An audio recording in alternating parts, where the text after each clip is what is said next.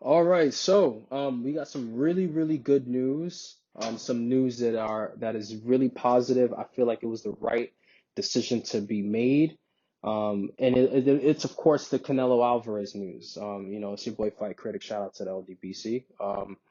Just trying to give you guys some perspective. And I told you like this was going to happen in terms of how the decisions would be made. I did not foresee Canelo Alvarez being stuck under contract with DAZN and Golden Boy Promotions. I think this decision was made solely by all three parties respecting each other for the most part.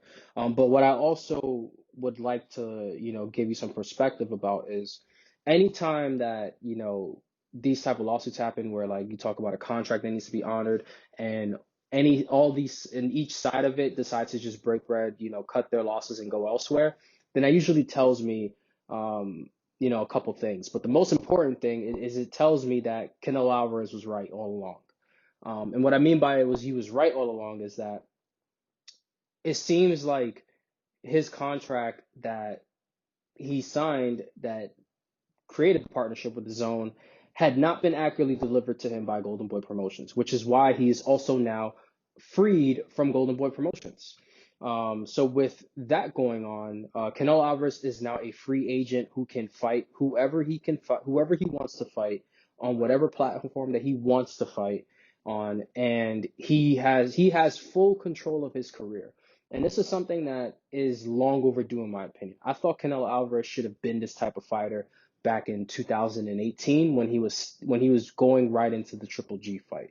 If Canelo Alvarez would have been his own person back then, I think that his reputation, the way that he's perceived in the media, his ability to understand the business side of boxing, I believe all three of those things would have been a lot better far along than right now. Canelo Alvarez has had to go under a lot of bad press, bickering with his team in the public against his promoter and the network that he was signed to. Um, a lot of people not just trusting each other.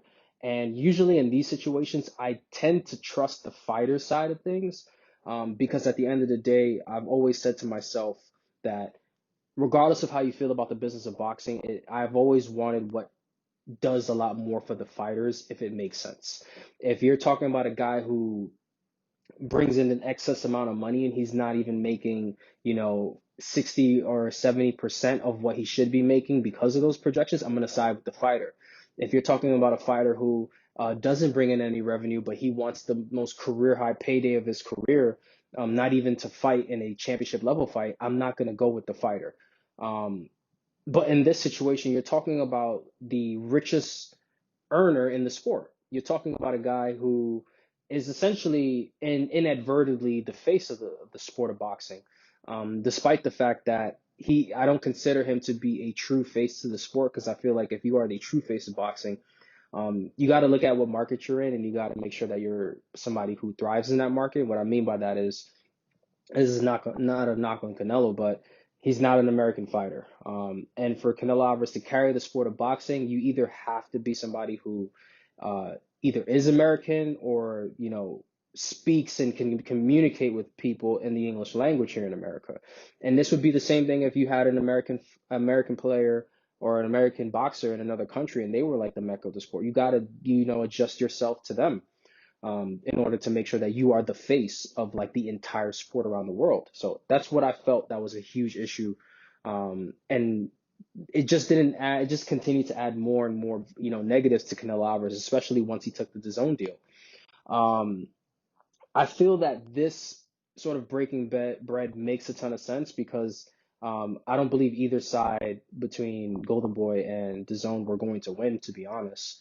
Um, and I think because they're willing to cut everything off and not keep them tied or guaranteed to anything, I think that was Canelo Alvarez saying, you know what? How about this? How about we throw out the lawsuits and you just let me be a free agent? And I believe since they took that, I think they took that knowing that if they were to go to, discovery and then go to litigation or arbitration, that they would have lost. So that I think Canelo Alvarez did them a favor by asking them to just be released. I think This is what Canelo Alvarez is being released after what, maybe his second or third fight with the Zone. Yeah, his third fight. Yeah, it's his third fight. And for him, you're talking about a guy who I think Canelo racked up somewhere close to, I believe, 90 of the $360 million that he was guaranteed. Um, and you got to think about, well, what's next for Canelo Alvarez? Well, I believe that Canelo Alvarez will join Al Haymon and PBC. I think it makes a ton of sense. Canelo Alvarez is not going to sign with another company, in my opinion, that requires you to be promoted. And what I mean by that is, I believe Canelo Alvarez is done working with promoters on a long-term basis in signing promotional contracts. I think he understands his marketability. He understands his name. He understands his ability to have an effect on the sport. And I think you're going to start to see him build out his own promotional company from this point on. And he wants to work with a manager or a select group of event promoters that are going to be willing to work with him and be able to allow him to dictate the terms of those fights. And the best place to do that is with PBC and Al Haymon. They've been able to work with guys from different parts of promotional companies that left and came to work with them. They've never put themselves an opportunity to shelf a fighter because he didn't want to take a fight or if he didn't want to represent the company. They've always walked away from a situation knowing that they've left that door open for certain guys to come back into their side, except if you're Vanes Martirosyan.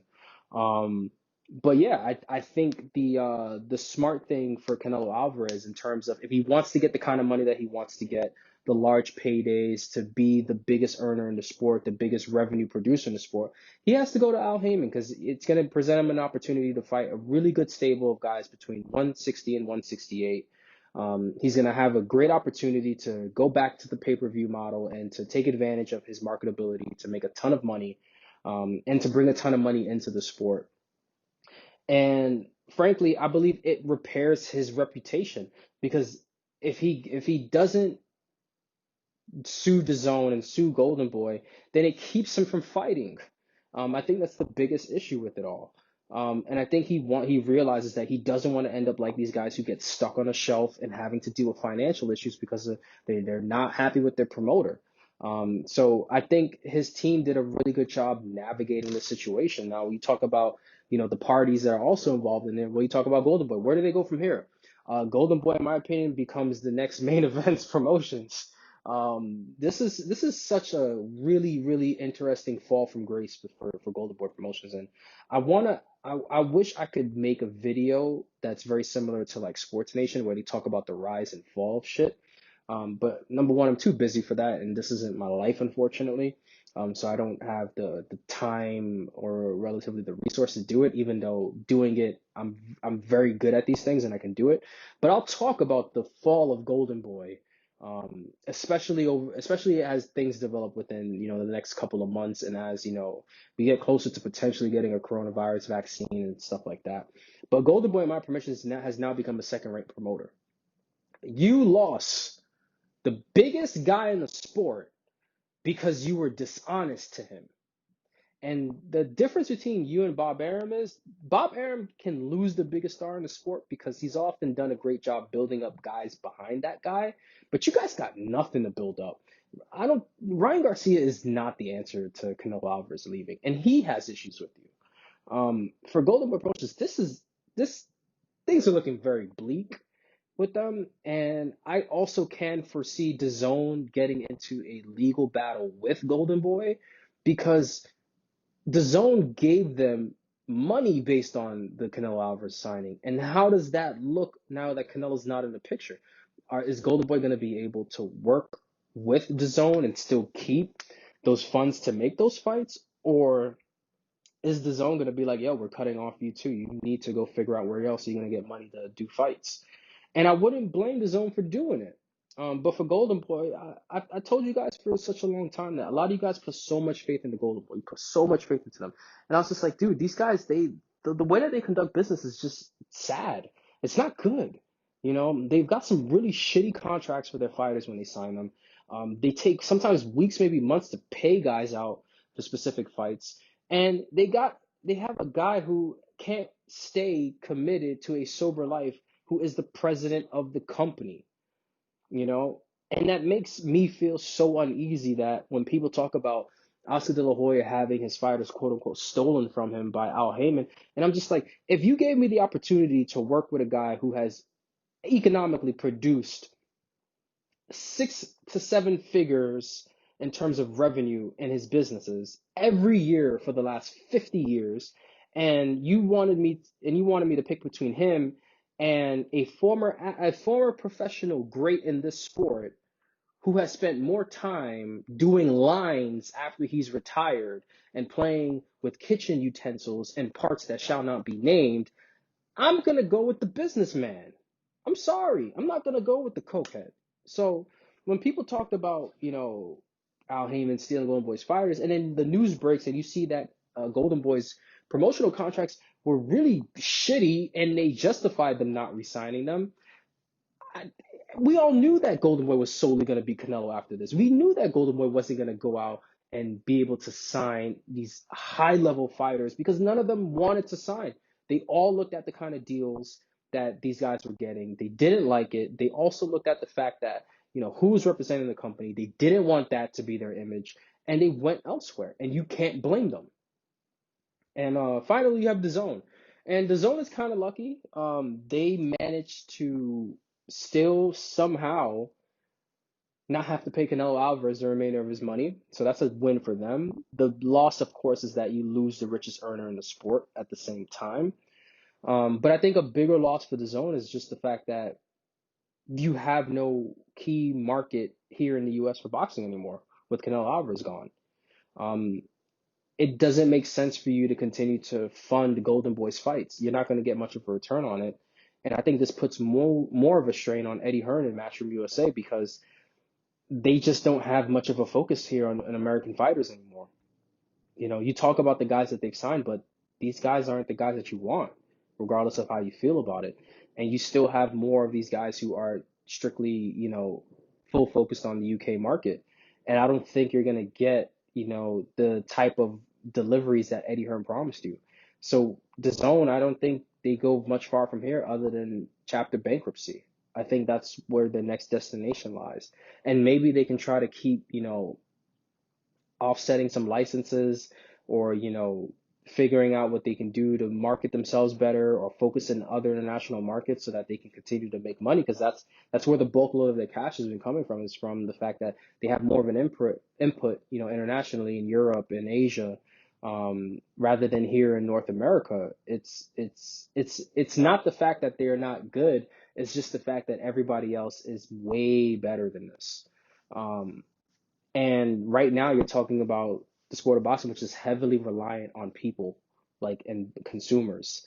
It's not like basketball or football where people could just sit down, tune in, and the ratings, because of all the marketing dollars, figure themselves out. The ratings are good in boxing because it justifies people putting you on TV.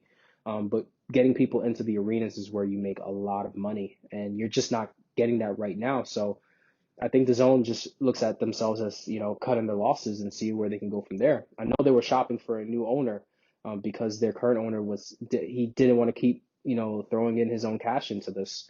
So you can't really be, you can't honestly be surprised by this. So I can only see a bankruptcy coming for DAZN. I think that also involves them offsetting any contracts that they have with these fighters and promotional companies. And I think a lot of these companies are going to either revert to ESPN, which makes a ton of sense, but ESPN is also losing money as well, or trying to see if they can figure things out with Showtime. Showtime's been the one network that's been completely conservative in their approach to all this, and it's worked so far. So we'll see what happens with that.